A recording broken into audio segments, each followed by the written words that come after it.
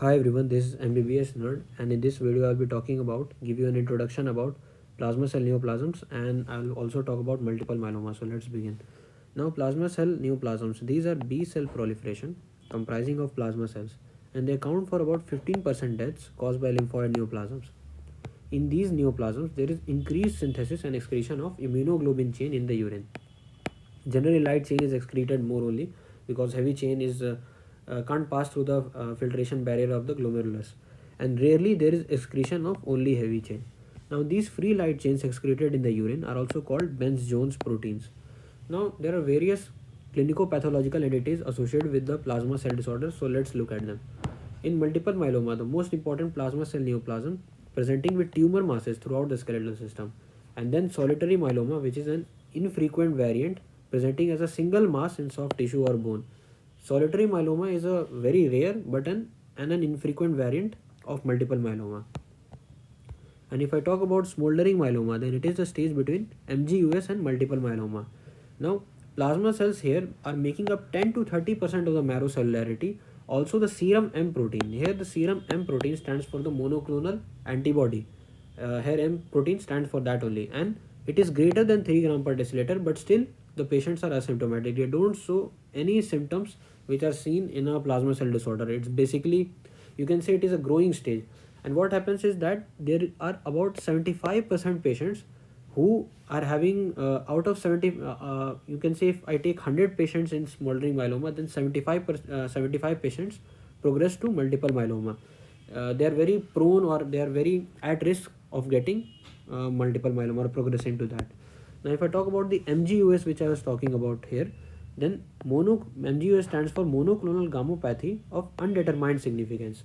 Now, as the name suggests, what happens is that there is also here there is increased in monoclonal clonal antibodies in the serum, and the patient's serum M protein level is though less than 3 gram per deciliter, but still it is very high.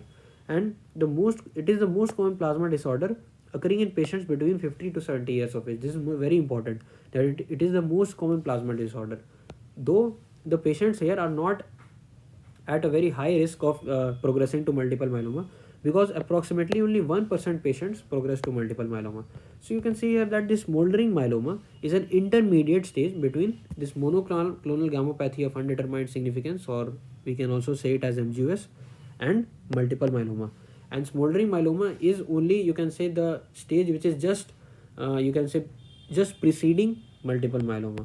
Now, if I talk about lymphoplasmacytic lymphoma, then B cell neoplasm of older adults presenting in 6 or 7 decades of life, and also lymphoplasmacyte here, because it is lymphoplasmacytic lymphoma, and here lymphoplasmacyte secretes monoclonal IgM, often in large amounts, causing a hyperviscosity syndrome called Waldenstrom macroglobulinemia.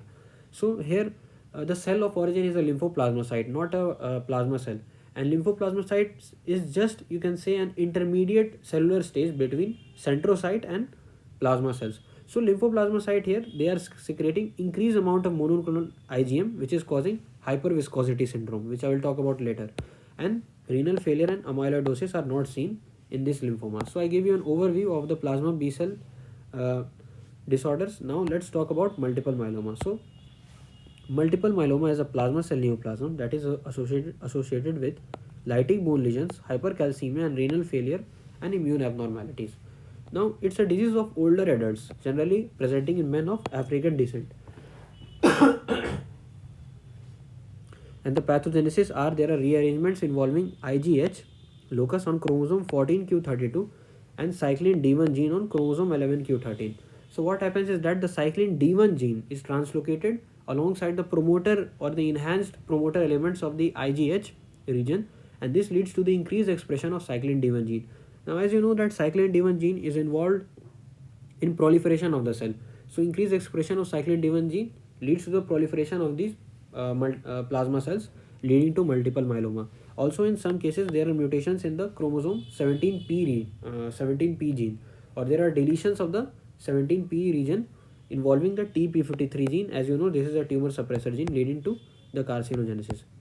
Now, this is a beautiful picture in which you can make out the pathogenesis of multiple myeloma, and let me break it down for you. So what happens is that the multiple myeloma cells, they activate these BMSCs or the bone marrow mesenchymal stem cells, and they also secrete certain factors which activate these osteoclasts. Now what happened, that these all the things which they are doing, they are doing so that these bone marrow mesenchymal stem cells secrete this interleukin 6. Also, the stimulation of interleukin 6 helps these myeloma cells to proliferate. Now in a normal normally this process is very regulated, but in multiple myeloma what happens is that these myeloma cells are increased in number and they are heavily dependent on this IL-6. So this leads to the increased activation of this osteoclast precursor also, and due to this increased activation of osteoclast, there is punched out lesions, or you can say lytic lesions in the bone. Now if I talk about the clinical features, then it is very easy to remember, and you can remember it by this mnemonic CRAB. So here C stands for hypercalcemia, R stands for renal failure, A stands for anemia, and B stands for bone lesions. Now here if I talk about the bone lesion, so basically what is happening, that there is increased osteoclast activation leading to the destruction of bone. So this leads to hypercalcemia, and due to the hypercalcemia we see symptoms in patients like the confusion. The patient may be presenting with confusion, weakness, lethargy and constipation due to hypercalcemia. Also, since there is increased excretion of light chain, because light chain are easily able to pass through the filtration barrier, then due to these increased light chains, as you know that when there is increased excretion of something in the kidney, the tubular epithelial cells try to reabsorb them. So they have a tendency to reabsorb glucose, amino acids. So since they are reabsorbing these light chains, so this light chain, due to increased intracellular accumulation of these light chains, the tubular epithelial cells start undergoing apoptosis, and this leads to renal failure. And also we see amyloidosis due to increased excretion or the secretion of light chains. There is suppression of immunity and anemia also. And why this suppression of immunity? Because see, the plasma cells are crowding the bone marrow, and they're competing with the other normal cells for growth factors and nutrients. So that is why that the normal cells or the normal hematopoietic precursors are not able to develop, and this is leading to, first of all, the normal T and B cells are not able to develop. So this is leading to suppression of the immunity, and the anemia is, first of all, that is due because the hematopoietic precursors are not able to divide. But there is one more problem, that since we are seeing renal failure, then this renal failure here is causing decreased secretion of EPO hormone, also called erythropoietin.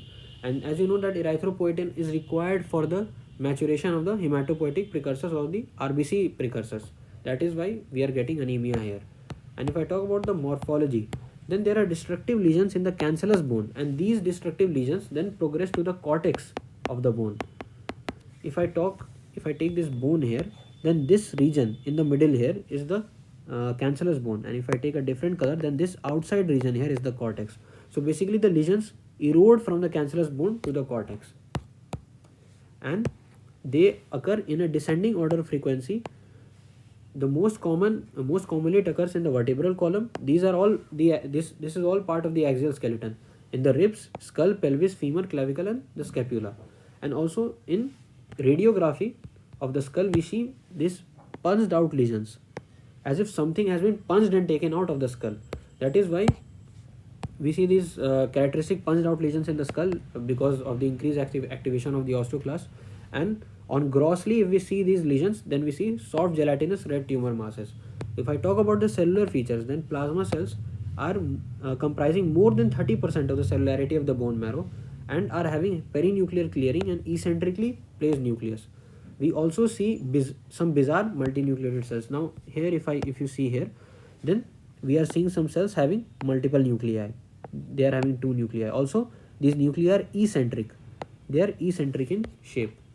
And there are also various cytological variants which are seen, like we see the flame cells having fiery red cytoplasm, and we also see mott cells which are having grape-like cytoplasmic inclusions.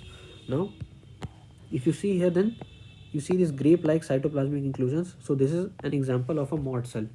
And if I talk about a flame cell, then you can see this cell here having this reddish cytoplasm, this having this fiery red color. So that is why these are called flame cells, because they look like a flame.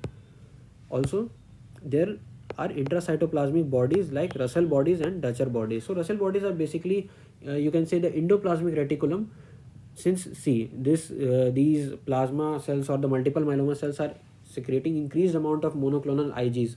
So for making synthesizing protein, you need endoplasmic reticulum. That is why they are having these Russell bodies and Dutcher bodies. Dutcher bodies are present intranuclearly, and Russell bodies are present present in the cytoplasm. So I am ending my lecture today. If you like this video, give a thumbs up, comment on the comment section, and please subscribe.